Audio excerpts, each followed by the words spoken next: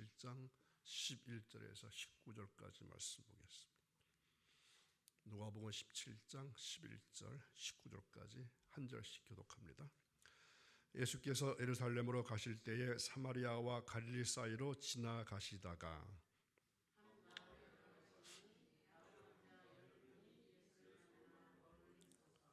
소리를 높여 이르되 예수 선생님이여 우리를 불쌍히 여기소서 하거늘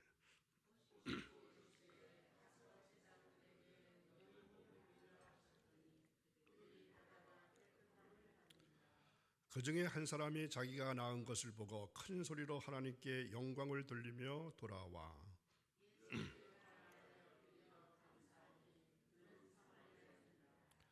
예수께서 대답하여 이르시되 10사람이 다 깨끗함을 받지 아니하였느냐? 그 9은 어디 있느냐?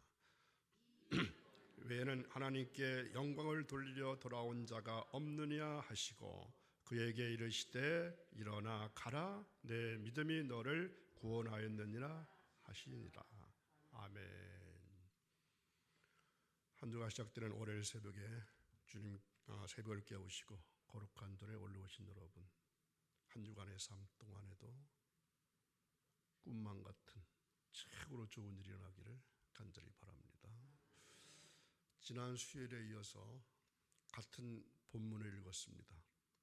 오늘은 그 중에 하나가 살해하니, 이러한 제목으로 말씀을 나눌까 합니다. 오늘 말씀은 평소에 여러분들이 신앙생활하면서 그동안 들어보지 못했던 그러한 용어나 단어가 몇 개 등장할 수가 있습니다. 긴장하시고 유의하시면서 집중해서 들어보시기 바랍니다. 예수님께서 예루살렘으로 가시는데 가는 길에 사마리아와 갈릴리 사이로 지나가게 되었습니다. 그런데 그 사이에는 나환자촌이 있었다고 했습니다. 이곳은 어떤 곳입니까? 소외된 곳입니다. 성문 밖에 위치하고 있었습니다.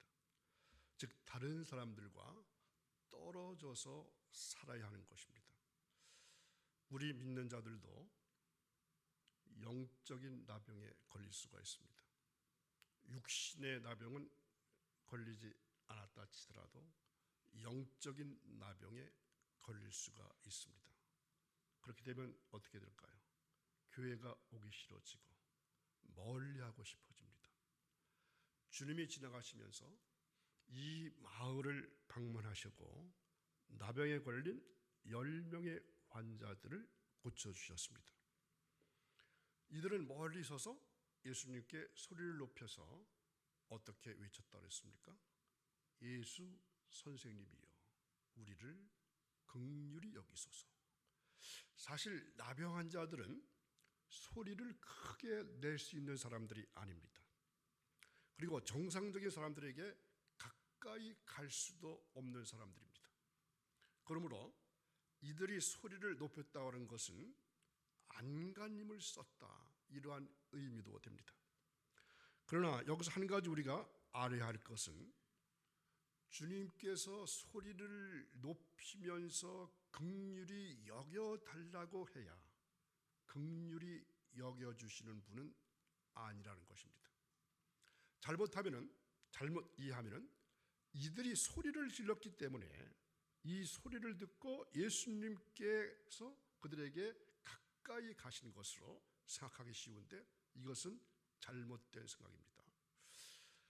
인생이 뭐냐고 할 때 몇 가지로 생각해 볼 수 있는 것들이 있습니다. 사람에게는 4가지 격이 있습니다. 여러분 아시나요? 어떤 격이 필요하죠? 인격이 있어야 되고 품격이 있어야 되고 또 하나 체격이 있어야 합니다. 그런데 제가 더 붙이고 싶은 것은 여기에다가 영격이 필요합니다. 영격과 인격과 그 다음에 품격과 체격. 세상에서는 어찌 보면 어떤 것을 제일 알아줄까요? 제일로 볼 수 있는 것이 뭡니까? 체격을 제일 중요시 여기죠. 체격. 우선 멋지게 생겨야 최고라고 하는데 이것은 아주 위험한 시각입니다. 요즘에는 그래서 어떤 말이 생겨났습니까? 얼짱이니 몸짱이니 그렇게 말하죠. 그러나 믿는 자들은 체격보다는 무엇을? 품격을, 품격보다는 인격을, 인격보다는 무엇을? 영격을 더 중요시 여겨야 합니다. 우리가 최고로 중요시 여겨야 될 게 영격이라는 것입니다. 세상은 보기 좋은 떡이 먹기 좋다는 식으로 이 체격을 중요시 여기는데, 사실 나병 환자들에게는 체격이 있는 것입니까? 없는 것입니까? 볼 것이 없는 자들입니다. 그러나 믿는 자들은 이 영격만 온전해진다면 구원을 얻는다는 것을 알아야 합니다. 그런데 체격의 병이 드는 것은 품격의 병이 든 것입니다. 품격의 병이 들었다는 것은 인격에도 병이 들었다는 것입니다. 그리고 인격의 병이 들었다는 것은 바로 영격에까지도 병이 들었다고 할 수 있습니다. 그러므로 이들이 체격에 나병이 들었다고 하는 것은 영격에도 병이 들었다는 것으로 보아야 하고, 오늘 우리에게는 비록 체격에 나병이 들지 않았다 할지라도 영격에 나병이 걸려 있다는 것을 깨닫게 하시는 교훈으로 받으셔야 합니다. 성경에 하나님이 이처럼 세상을 이처럼 사랑하사 독생자를 주셨으니 이는 저를 믿는 자마다 멸망치 않고 구원을 얻는다고 하는 말씀, 우리 예전에 어린이 성경학교나 어린이 그 예배 때 이 찬송으로 불렀던 성경 구절 아닙니까? 독생자를 믿지 않으면 어떻게 된다? 멸망을 받게 되는 겁니다. 나병은 성경에서 멸망병입니다. 멸망병이라는 것은 믿지 않는 불신의 병이 멸망병입니다. 그런데 사람들은 이 믿지 않는 불신의 병을 대수롭지 않게 생각합니다. 심지어 병으로 취급도 하지 않습니다. 그래서 전도하면은 어떻게 대답하죠? 차차 믿을게요. 하나님이 진짜 있어요 하면서 믿지 않으려고 합니다. 우리가 영적으로 나병에 걸리면, 즉 불신의 병에 걸리면 주님을 위해서 수모를 당하려고 하지 않습니다. 믿는 사람은 언제나 당하면 당했지 남을 괴롭게 하거나 아프게 해서는 안 됩니다. 그러면 이 영격이 잘 되려면 어떻게 해야 할까요? 영성이 잘 돼야 합니다. 영성이 잘 되어 있어야 하나님의 형상과 모양을 닮아갈 수가 있습니다. 본래 우리는 어떤 존재입니까? 하나님의 형상과 모양대로 지음받은 존재입니다. 그런데 에덴 동산에서 사탄의 유혹으로 말미암아 하나님의 형상과 모양을 다 잃어버렸습니다. 결국 수치스러워서 무화과 나뭇잎으로 가렸지만 말라버려서 입을 수 없게 되자 하나님 찾아오셔서 어떤 옷을 입혀주셨습니까? 가죽옷을 만들어 입혀주셨습니다. 그래서 오늘날 여성분들이 좋아하는 가죽옷이 이때부터 태어난 것이라고요. 이게 원조라고요. 원조라는 말 많이 쓰는데 가죽옷의 원조는 아담에게 하와에게 입혀주었던 가죽옷입니다. 이것이 바로 예수 그리스도의 보혈로 구속해 주신 대형의 역사입니다. 이 대형이라는 말 아시죠? 대형, 나 대신 다른 이가 형벌을 받았다. 이 형상에 입혀진 영격은 온전하고 영원하고 자존하고 성실하고 충실합니다. 그리고 모양이 좋아야 하는데 이 모양은 지혜롭고 아름다워야 합니다. 이러한 하나님의 형상과 모양을 우리의 영에 부어주셨습니다. 그런 까닭에 우리는 주님을 무엇으로 삼고? 머리로 삼고 나는 주님의 지체가 되어서 살아가고 있습니다. 비록 우리 몸이 아담을 닮았지만 이제는 우리 몸도 하나님의 형상과 모양을 닮아가기 때문에 부활의 권능을 입어서 하나님의 형상과 모양대로 부활할 수 있도록 하나님께서 언약해 주셨습니다. 우리가 지금 교회를 다니고 있는 것은 바로 이것 때문입니다. 교회를 다니면서도 안 믿는 자들처럼 살 거면 무엇 때문에 도대체 교회에 다니는 것입니까? 제가 그 신학대학원 다닐 때가 이 80년대 전반기였거든요. 그때 교수님들이 하시는 말씀 중에 아마 그때 그 당시에 통계 같아요. 이 기독교인들이 이 교도소에 가는 비율이 얼마쯤 되었을까요? 그 당시에 4분의 1 정도 되었습니다. 그러니까 25% 정도. 근데 요즘은 어떨까요? 요즘은 기독교인인지 비기독교인인지 도대체 알 수가 없습니다. 예수 믿는 사람, 예수 믿지 않은 사람 아마 구별하지 않을 정도로 이 비율을 낼 수 없을 정도로 차이가 나지 않을 겁니다. 제가 진짜 화나는 것은 감방에 가서 무슨 책을 읽으려 하면은 성경을 봤대요. 성경을 보고 있대요. 감방에 가서 성경 볼 게 뭘 필요가 있겠어요? 집에서 보지 왜 감방 가서 성경 보냐고. 교회를 다니면서도 믿지 않는 사람들처럼 교회 다닌다면, 그렇게 살 거면 무엇 때문에 새벽부터 나와서 여기에 앉아 있느냐 하는 겁니다. 영격의 영모를 온전하게 하려고 다니는 것입니다. 영모가 뭐죠? 영혼의 모양. 영혼의 모양이 이왕이면은 아름답게, 지혜롭게, 보기 좋게 생겨야지. 찌그러져 있거나 어느 쪽이 한쪽이 뭐가 나 있거나 그래서는 안 될 게 아니겠습니까? 그런데 하나님의 형상과 모양을 입어야 할 인생이 무슨 병에 걸린 겁니까? 나병이 걸린 겁니다. 그래서 형상과 모양이 문드러가고 있으니까 얼마나 안타까운 일입니까? 나병은 몸을 문드러지게 하는 병입니다. 한 번 문드러지면 다시 회복이 안 되는 병입니다. 그래서 주님께서 나병 환자들을 찾아오신 것은 이 문드러져가는 곳에서 구원하셔서 하나님의 형상과 모양을 입어가게 하신 것입니다. 그런데 주님은 나병 환자들과 만나셔서 그냥 보시기만 하시면서 말씀만 하셨습니다. 어떤 행동도 어떤 방법도 취하지 않으셨습니다. 보시고 이르시되 가서 어떻게 하라? 제사장들에게 너의 몸을 보이라. 사실 이 말은 현재 나병 환자들에게 이해가 안 가는 말씀입니다. 왜 그렇죠? 현재까지도 이 말씀을 하실 때까지도 나병 환자들은 나병이 안 난 상태입니다. 왜냐하면 나병 환자들은 제사장에 가서 몸을 보이면은 당장 쫓겨나게 되어 있습니다. 낫지 않은 상태로 갈 것 같으면 쫓겨나게 되어 있다는 얘기죠. 그래서 이 말씀이 어디 나타난다고 했죠? 레위기 13장에 볼 것 같으면 제사장이 문둥병에 대해서 진찰을 하고 조치를 내리는 말씀이 기록되어 있습니다. 자, 46절 레위기 13장 46절을 보겠습니다. 병 있는 날 동안은 부정할 것이라 그가 부정한즉 혼자 살되 진영 밖에서 살지니라. 그런데도 예수님이 이런 말씀을 하신 것을 보면은 레위기 13장의 말씀도 모르는 분처럼 생각이 듭니다. 그러나 주님께서 이 말씀을 모르셔서 이렇게 하셨을까요? 제사장으로 가라고 하셨는데 이 나병 환자들이 예수님의 말씀에 순종해서 갔다고 하는 사실입니다.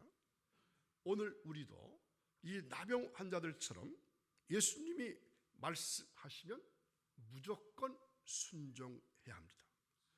주님 말씀에 핑계를 대거나 구실을 삼거나 알아보고 하려고 한다든지 하면 안 됩니다. 그렇지 않으면 주일 하나도 온전하게 지킬 수가 없고 11조도 온전하게 드릴 수 없습니다. 감사는 더더군다나 할 수가 없습니다. 그 다음에 영격 다음에 중요한 것이 인격입니다. 인격에는 지정의가 필요합니다. 즉 지성이 좋아야 하고 감정이 부드럽고 좋아야 하고 의지가 있어야 합니다. 부부지간에도 지정의가 같아야 행복한 가정생활을 할 수가 있습니다. 남편은 열심히 벌려고 애쓰고 노력하는데 아내는 열심히 쓰기만 한다면 결코 행복할 수가 없습니다. 이 지성과 감정과 의지가 하나가 되지 않고서는 가정생활도 직장생활도 또한 교회생활도 행복해질 수가 없습니다. 인격 다음으로 중요한 것이 품격입니다. 품격이란 온갖 예의 범절을 말합니다. 물론 인격에 제대로 된 사람은 품격도 당연히 좋게 되어 있습니다. 새해를 맞이한 지 벌써 한 달이 넘어갔지만 대개 새해를 맞이하면 새해부터는 잘해야지, 잘 결심한 대로 해야지, 이런 생각들을 하지 않은 사람은 없을 것입니다. 그런데 이 생각하고 결심한 대로 잘 해나가는 사람은 그렇게 많지 않습니다. 오죽하면 작심삼일이라고 하는 말이 나왔을까요? 이것은 마음으로 인한 품격이 제대로 안 되어 있기 때문입니다. 그러므로 품격이 바르게 되어 있어야 합니다. 그 다음은 체격입니다. 체격은 건강하고 평안한 것을 말합니다. 주님은 10명의 나병 환자들에게 영격이나 인격이나 품격을 물론하거니와 체격까지도 깨끗하게 해주셨습니다. 그러면 여기 나오는 10명의 나병 환자들이 누굽니까? 누구죠? 바로 우리들입니다. 구체적으로 말하면 나를 가리킵니다. 기분 나쁘신가요? 기분 나쁘세요? 우리에게는 몸의 나병은 없습니다. 그러나 영적으로, 마음적으로, 품격으로 나병에 걸려서 우리의 인격이, 즉 지정의가 문드러져가고 있다는 것을 알아야 합니다. 이런 나에게 주님이 찾아오셔서 고쳐주시고 구원해 주시기를 원하십니다. 나병에 걸리면 식구들과도 떨어져 살아야 되고, 길을 지나갈 때도 스스로 나는 부정한 자입니다, 부정한 자입니다, 이렇게 이러한 말을 해야 되고, 다른 사람들이 듣고 접근을 하지 못하게 해야 합니다. 적어도 다른 사람과 100걸음을 유지해야 합니다. 그런데 주님은 이런 나병 환자들에게 가까이 가셨습니다. 그리고 순전히 말씀으로 고쳐주시고 구원해 주셨습니다. 그러면 이들은 어떻게 고침을 받고 구원함을 받았습니까? 주님께서 이들에게 제사장에게 가보러 가셨는데 가는 중에 깨끗함을 받았다는 것입니다. 자, 오늘도 강단에서 들려오는 말씀을 듣고 어떻게 하다가 가다가 깨끗함을 받게 되기를 바랍니다. 부디 영격이 회복되기를 축원합니다. 누구든지 주님을 만나서 주님의 말씀을 듣고 순종하고 가면은 가는 도중에 큰 은혜를 받게 되고 문제를 해결받게 됩니다. 설령 멸망의 병에 걸렸다 할지라도 구원함을 받게 됩니다. 그러므로 우리는 주님의 말씀에 절대 의심하지 말고 그대로 순종하시기 바랍니다. 그런데 여기까지는 내 공로가 있습니까? 없습니까? 주님께서 전적으로 단번에 완전하게 영원히 구원해 주셨습니다. 이 구원에는 실수나 미심적인 것이나 잘못된 것이 하나도 없습니다. 그래서 이 구원을 저는 기본 구원을 받았다, 이렇게 말합니다. 기본 구원을 받았다. 이것은 천당 갈 수 있는, 천국 갈 수 있는 기본적인 구원을 받았다는 것입니다. 그런데 보통 사람들은 30년, 40년 믿었으면서도 기본 구원에 계속해서 머물러 있다는 사실입니다. 더 나가려고 하지 않습니다. 그래서 중요한 것은 하나님 앞에 가서 심판받아야 될 것은 어떤 심판입니까? 상급 심판을 받아야 합니다. 상급 구원을 대한 상급 심판을 받아야 합니다. 이것을 공로 심판 또는 건설 심판, 이렇게 말하기도 합니다. 나병 환자들은 예수님의 말씀을 듣고 제사장에게 가다가 나음을 받았으니까 얼마나 좋았겠습니까? 그동안 아내나 자식들과 떨어져 살아왔고 많은 사람들에게 멸시와 천대를 받으며 살았는데 이제 나음을 받았으니까 최종적으로 제사장에 가서 너는 다 나았다, 이러한 인정을 받기만 하게 될 것 같으면 다시 식구들과 같이 살 수가 있게 되고 또 다른 사람들과 함께 지낼 수 있기 때문에 생각만 해도 다시 태어나는 기분일 것입니다. 그야말로 세상 살맛이 나게 생겼습니다. 그런데 10명의 나병 환자들이 나음을 받았는데 그 중에 한 사람은 나머지 9명과 생각이 달랐던 것 같습니다. 이 사람은 병이 나았을 때 먼저 제사장에 가서 나았다고 하는 인정을 받고 인정받는 것이 문제가 아니었습니다. 제사장으로 가다가 나았기 때문에 나았음을 알고 다시 예수님께로 돌아왔습니다. 즉 자기 병을 고쳐주신 현주소를 찾아오는 겁니다. 자기를 고쳐주시고 구원해 주신 구세주 예수 그리스도를 이제 알아보게 되게 된 것입니다. 그렇기 때문에 먼저 주님을 만나려고 했던 것입니다. 자, 15절 보시면은 큰 소리로 하나님께 영광을 돌리며 돌아왔다고 그랬습니다. 자, 그런데 13절에서도 나병 환자들이 소리를 높여 주님께 말했다고 했는데 15절에 말하는 큰 소리와 13절에 말하는 큰 소리가 틀립니다. 15절에서 말하는 큰 소리로 하나님께 영광을 돌렸다는 큰 소리가 무엇일까요? 여기서 큰 소리란 복음을 뜻합니다. 성경에 큰이라고 하는 말과 이 한이라고 하는 말이 아마 나올 것입니다. 이것은 소리가 크다는 뜻보다는 하나님의 것을 말합니다.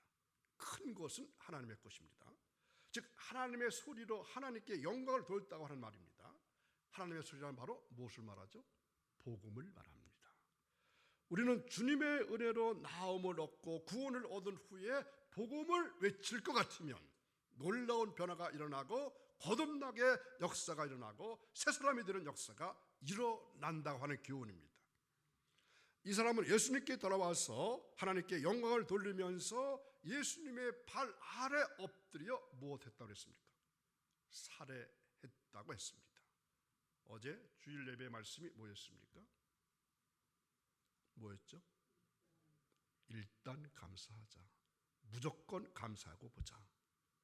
바로 이 말입니다. 자, 살해하다는 말은 원어로 보면은 유카리스테오 이렇게 말합니다. 이 말의 의미는 감사하다는 말입니다. 이 사람은 주님께 감사하는 생활을 했던 것입니다. 이것이 다른 9명과 한 사람이 달랐던 차이입니다. 그러면 감사는 무엇입니까? 감사는 믿음의 생명입니다. 그러므로 감사가 없는 믿음은 죽은 믿음입니다. 우리 믿는 자들은 감사가 있어야 하나님께 영광을 돌릴 수 있습니다. 하나님께 영광을 돌리며 감사하는 사람은 모든 면에서 변화가 되게 되어 있습니다. 잘못된 것이 고쳐지고 좀 더 나아지고 성장하고 새로워지는 역사가 있게 됩니다. 우리가 예수를 믿으면서도 변화되지 않은 것은 하나님께 영광을 돌린 것이 아닙니다. 사람들에게 저 사람은 예수 믿더니 달라졌어 이런 말을 듣는다면은 이것이 바로 하나님께 영광을 돌리는 것이 됩니다. 그런데 반대로 저 사람은 뭐 수십 년 믿었어도 뭐가 없어? 변화된 것이 없어. 이것은 하나님께 영광을 돌리는 일이 아닙니다. 구체적으로 하나님께 영광을 돌리는 일이 무엇일까요?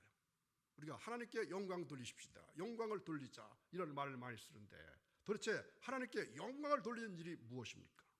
바로 하나님을 기쁘시게 해드리는 것이 하나님께 영광을 올려드리는 것입니다. 하나님을 기쁘게 해드린다는 것은 하나님께서 바로 나를 자랑스럽게 여기시는 것이 하나님께 영광을 돌려드리고 기쁘게 해드리는 것입니다. 하나님을 기쁘게 해드리는 것은 영생을 말합니다. 영생은 어디서부터 온 것입니까? 본토벽이라는 뜻입니다. 우리의 본토는 어디입니까? 하늘나라 아닙니까? 하늘나라에서 왔으니까 우리는 하늘나라로 돌아가는 것이 본토배기의 고향입니다. 이것은 다른 말로 하면 순교자라는 뜻입니다. 순교란 어떤 어려움도 다 견디면서 극복하는 그 기초를 말합니다. 그러므로 우리는 다 교회에서 이러한 기초들을 쌓아야 합니다. 이러한 기초를 훈련해야 합니다. 예수님께 돌아와서 엎드려 살해한 이 사람은 제사장에 가서 인정을 받고 권리를 얻는 것이 문제가 아니었습니다. 예수님께 돌아와서 감사하는 삶이 더 소중했던 것입니다. 즉 예수님과 함께 순교하고자 했던 것입니다. 이것이 바로 감사의 생활입니다. 차원이 틀리죠. 감사의 생활은 순교하고자 하는 마음입니다. 이 주님과 함께 순교하고자 하는 마음이 감사하는 생활입니다. 돈이나 얼마 드리고 얼마의 물질이나 드리며 감사했다고 해서 그게 감사가 아니라 마음과 뜻과 정성과 목숨까지도 다 바치는 것이 감사의 삶입니다. 물론 돈이나 물질로 바치는 감사를 하지 마십시오. 이런 것은 아닙니다. 목숨도 바치며 감사하는 사람이 물질을 못 바친다면 그것은 말이 아닌 됩니다.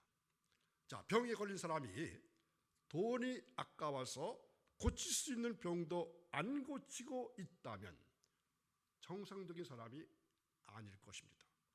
문제는 마음이 있느냐 없느냐가 문제입니다. 9명의 나병 환자들은 고침만 받고 자기 의지로 자기 살 궁리만 했지 구원을 이루질 못했습니다. 그러나 한 사람만은 주님께서 내 믿음이 너를 구원했다고 구원의 말씀을 받았습니다.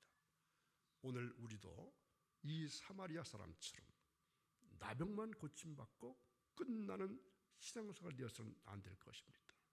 예수님께로부터 내 믿음이 너를 구원했다, 이러한 말씀을 들을 수 있는 여러분들 수 있기를 간절히 바랍니다. 즉 주님을 찾아가서 하나님께 영광을 돌리고 주님을 기쁘게 즐겁게 해드리는 감사 생활을 해야 한다는 말씀입니다. 이 감사의 생활만이 장차 천국에서 칭찬과 멸관과 상급을 받게 되는 것입니다. 누구나 예수님의 은혜로 나병에서 고침은 다 받았지만 예수님께 살해하는 자가 많지는 않았습니다. 여러분, 목사가 하는 일 중에서, 성도들을 향해서 목사하는 일 중에서 저는 제일 중요한 일 중에 하나가 바로 성도 여러분들이 천국에 가서 상급을 받게 하는 일을 어디서 이 땅에서 하게끔 도와주는 역할이 중요하다고 저는 생각합니다. 그래서 뭐 하는 겁니까? 이거 하십시오, 저거 하십시오, 공부하십시오, 그렇죠?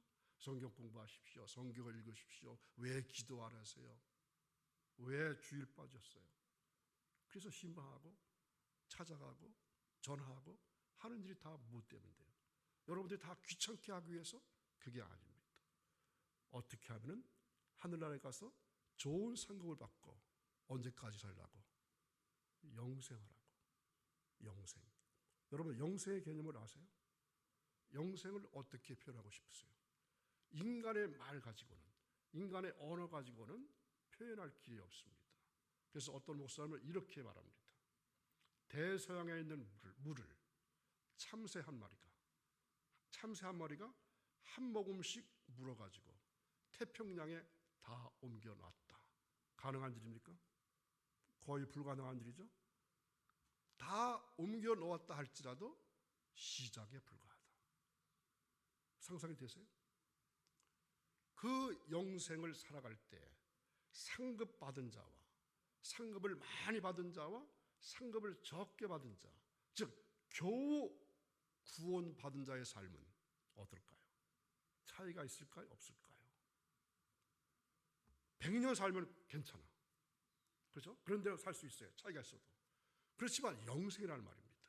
영원토록 살아야 될 천국에서 상급 없는 삶을 산다고 한번 생각해 보십시오. 물론 구원받은 백성으로서 예수님과 함께 살고 있는 것은 틀림없을 것입니다. 그러나 어떨까요? 예수님의 은혜로 나병은 고침받았지만 예수님께 나와서 살해한 사람은 10분의 1, 한 사람이었습니다. 주님께 고침을 받고 세상에서 인정을 받고 사람들에게 인정을 받고 싶어하지 고쳐주시고 구원을 주신 예수님께 돌아와서 살해하는 삶이 없다고 하는 것입니다. 자, 금년 남은 때, 벌써 한 달이 훌쩍 지나갔으니까 남은 11달 동안에는 더욱더 살해하는 일을 잘하는 신앙삶이 이어지기를 주님의 이름으로 축원합니다. 기도하겠습니다.